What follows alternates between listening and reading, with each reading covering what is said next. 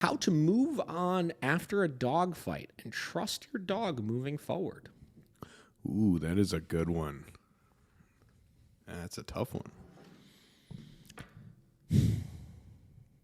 This is a good one, right? So because this is one of those, like, it'll bring the energy level down a little bit.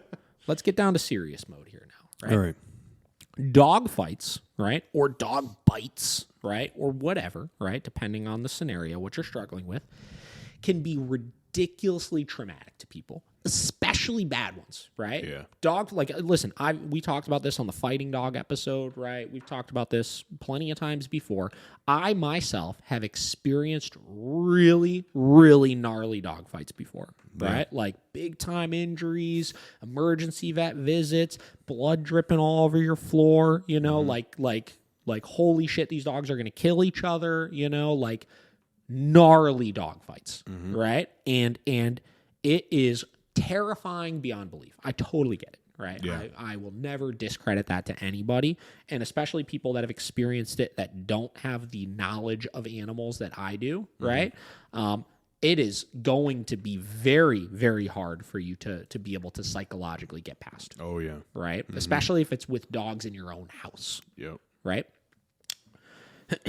What I've always tried to do in these situations, right, is first and foremost, we could paint a picture of our dogs in our head, or of dogs in general in our head, as these sweet, loving, caring creatures that they just want to give kisses and cuddle on the couch and do this and do that. And though all those things may be true, right, they are at their core animals, right? And what do animals do? They fight, right? And what does fighting look like in the animal kingdom? It doesn't look pretty, No. right? It does not. No. Right?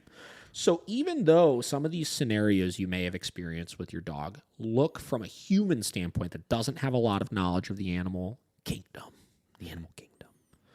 though it may look to us like that's not even my dog. That's not my dog, right? Yeah. It's only because we do not have the respect for the animal that the dog is. You know what I mean? And it's very important, if we're going to move past these types of incidents, that we immediately shift our perception of dogs in general, and particularly our dogs, from the sweet, loving, wouldn't ever hurt a fly to their animals. Yeah. And these things are normal to animals. Fighting is normal to animals. Competition is normal to animals. Hierarchy is normal to animals, right? And if we don't have a respect for that and a deep humility to how little we know about that kind of stuff, we will continuously put our dogs in situations where things like this will happen, Yeah. right? So that's the human side of things, is you have to shift your expectation, right? Or your association of your dog to that, right? To this will always be possible with my dogs. Every single one of my dogs, even little idiot Waffles, right? Have the potential, under the right circumstances, to seriously injure another dog or seriously injure a person. Every single dog that you will ever meet, that potential is within them, is biologically ingrained into them, right? So you have to have the respect for that first, right? From there, you learn your individual dog, right? And you learn what each individual dog's tolerance to all of these types of things are. Because yes, though they all have the potential for that to be the case, not all of them are going to have the same intensity with it, right? And that's up to us to learn our individual dog and figure out what things they could tolerate and what things they can't tolerate, right? From there, we put in place safety protocols in any situation where the tolerance to those things may be lower than others, right? We understand that it's okay for our dog not to be involved in every single aspect of our life, right? And we make sure that if we're socializing our dog with a person or with another dog, period, that we only ever do it if we're in a position to set our dog up for success and ensure nothing bad will happen. Whether that means the safety protocols and tools we put into place, whether that is the situations that we just incorporate the dog in the first place. Like I talk about this all the time. Family coming over, friends coming over, things like that.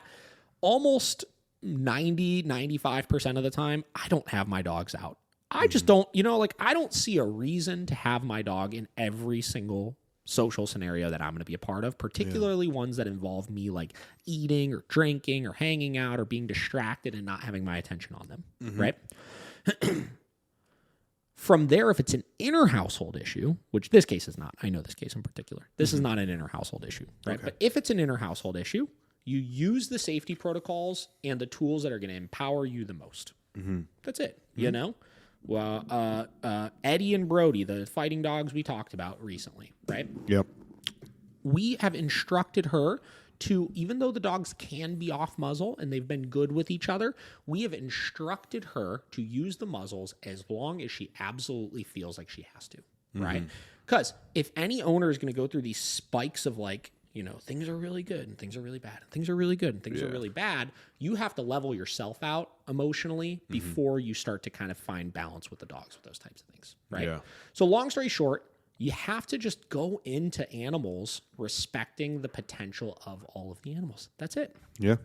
You know, and there's really not much more to it, you know, and over time, as you regain trust in the dog by having them be successful, by having you understand them better, by feeling like you can communicate with them better, by setting better boundaries with them, by respecting their capabilities better, you know, the trust will come, Yep.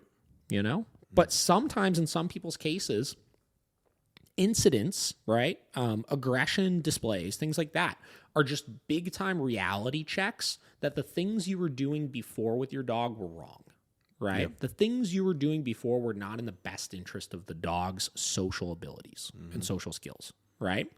And how do, you know, because a lot of people will ask this question, not this person, but a lot of people will ask this question from the standpoint of like, well, how do I get back to how it was before? You don't.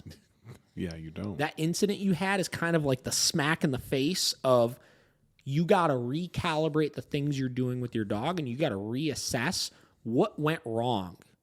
How many improper situations did I put my dog in that led to this incident, right? How was I not communicating clearly enough? How was I putting them with the wrong dogs or in the wrong people or the wrong environments, you know?